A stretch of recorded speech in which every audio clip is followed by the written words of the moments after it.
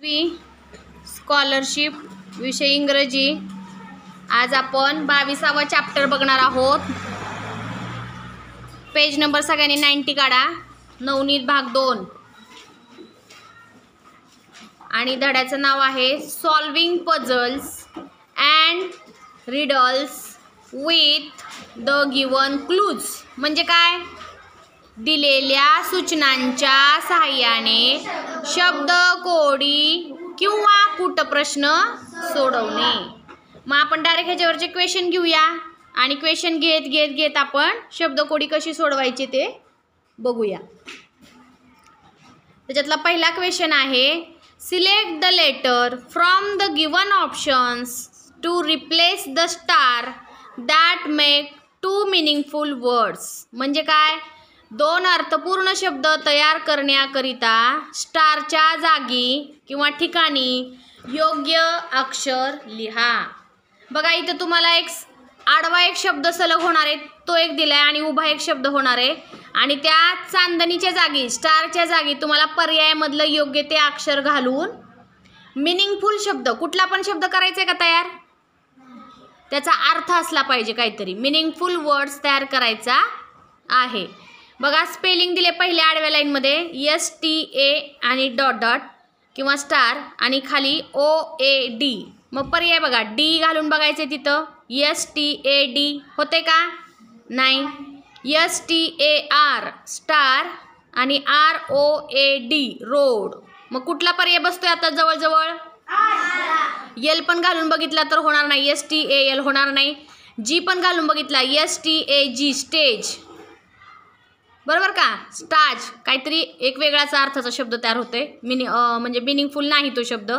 म्हणून या चार पैकी R हे अक्षर त्या स्टारच्या जागी घातल्यानंतर दोन शब्द तयार होतात, स्टार म्हणजे चांदणी आणि रोड म्हणजे रस्ता। तर बघा अशा प्रकारची कोडी तुम्हाला परीक्षेमध्ये विचारली जातात। पर्यायामधले अयोग्य ते अक्षर तिथं घालून बघायचे आणि पर्याय निवडायचा आहे। पर्याय क्रमांक 2 हे उत्तर बरोबर आहे। क्वेश्चन नंबर 2 बघा आता सगळ्यांनी। I am vegetable, I am round, if you cut me I will make you cry, who am I.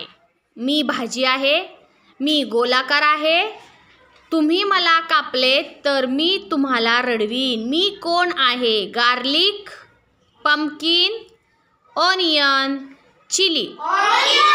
बघा सरळ सरळ दिलेलं आहे की मी गोल आहे, मला कापल्यावर तुम्ही रडताल, म्हणजे डोळ्यातून पाणी कुठल्या भाजी चिरताना येतंय?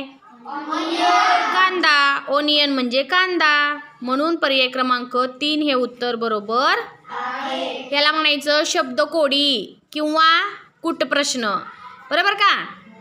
तर अत्यंत सोपा धडा आहे, याच्यावरचे प्रश्न पण अत्यंत सोपे आहेत, फक्त तुम्ही जास्तीत जास्त वाचन केलं पाहिजे। आता क्वेश्चन नंबर 3 बघा। What is in a fruit but not in an apple, the king has it but not the people. What is it? फ्रूटमध्ये आहे परंतु ॲपलमध्ये नाही, किंगमध्ये आहे परंतु पीपलमध्ये नाही, असे ते काय आहे? The letter I, the letter I म्हणजे कॅपिटल आय आणि small I, the letter P आणि द लेटर ई। बघा प्रश्न आपल्याला विचारला की फ्रूटमध्ये आहे, मग कुठलं लेटर येते बघा फ्रूटमध्ये? ह्या दिलेल्या पैकी फ्रूटमध्ये पण आहे पण ॲपलमध्ये ते स्पेलिंग नाही, आणि किंगमध्ये आहे पण पीपल या शब्दामध्ये ते स्पेलिंग नाही। मग letter capital I, small I, का द लेटर पी आहे का द लेटर ई आहे? आय आहे। किती सोपं विचारले आहे की नाही?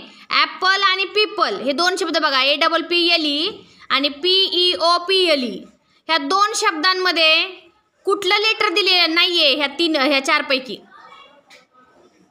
आयच ना, ह्या दोन्हीमध्ये आय आहे का? नाही। मग फ्रूटमध्ये आहे म्हणले, आय आहे की फ्रूटमध्ये, FRUIT.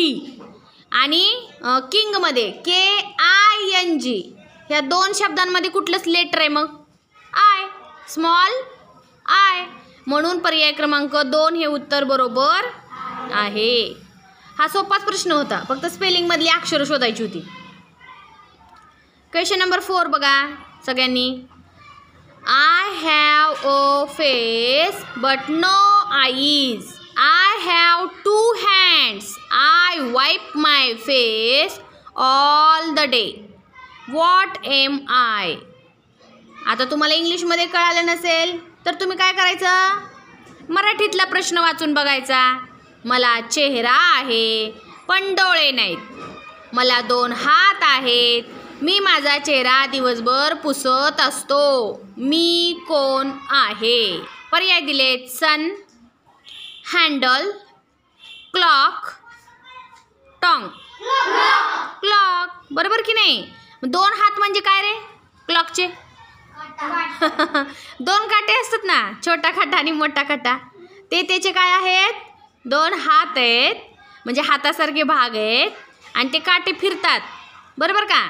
म्हणजेच तो काय करतो, त्याचा हाताने चेहरा दिवसभर पुसत राहतो. असं एक छोटंसं कोड आहे ते, आणि ते तुम्हाला ओळखायचं होतं. तर या प्रश्नाचं उत्तर आहे क्लॉक. म्हणून पर्याय क्रमांक 3ला गोल केलेला आहे. आता अजून एक सरावासाठी प्रश्न बघूया आपण. सरावासाठी प्रश्न बघूया. 5 नंबरचा बघा, 91 पेज नंबर काढा सगळ्यांनी. त्याच्यातला 5वा क्वेश्चन बघा. अजून एक प्रश्न घेऊ आपण, म्हणजे तुम्हाला समजेल नेमकं कसं कसं विचारतात ते.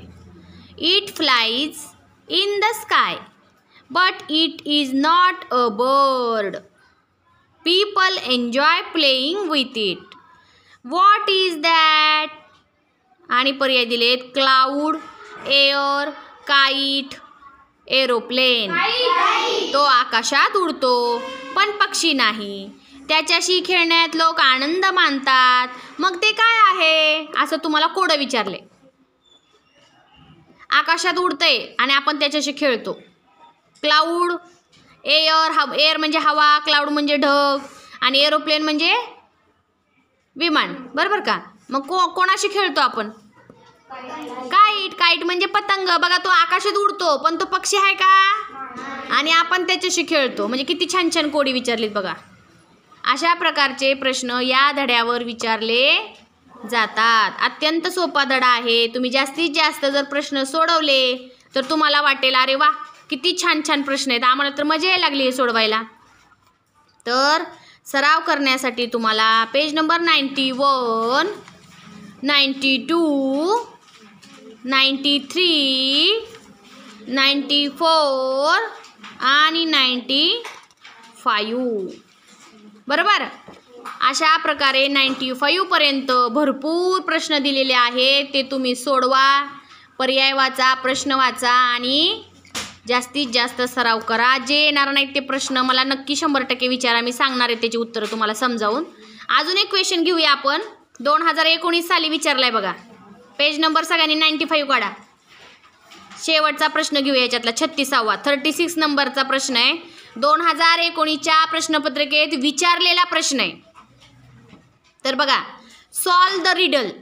कोडे सोडवा. I use a stethoscope and examine patients. Who am I? मी स्टेथोस्कोप वापरतो आणि रुग्णांना तपासतो. मी कोण? किती सोपा प्रश्न विचारलाय 2019च्या प्रश्नपत्रिकेमध्ये, है की नाही? आणि पर्याय दिलेत ऑप्शन.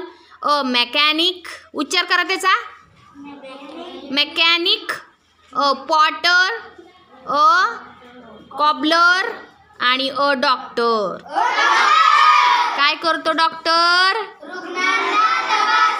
त्याच्या गळ्यामध्ये स्टेथोस्कोप असतो, म्हणजे आपल्या नाही का छातीचे ठोके तपासायला ते गळ्यात घालतात बघा, 2 गोल असतात साईडला, माहिती ना? त्याला काय म्हणतो आपण? स्टेथोस्कोप. ठीक आहे. तर अशा प्रकारे अत्यंत सोपा प्रश्न विचारलेला आहे. सगळेच प्रश्न सोपे आहेत, पण तुम्ही काय करा, सराव करा. काय अडचण आली तर मला विचारा. ओके.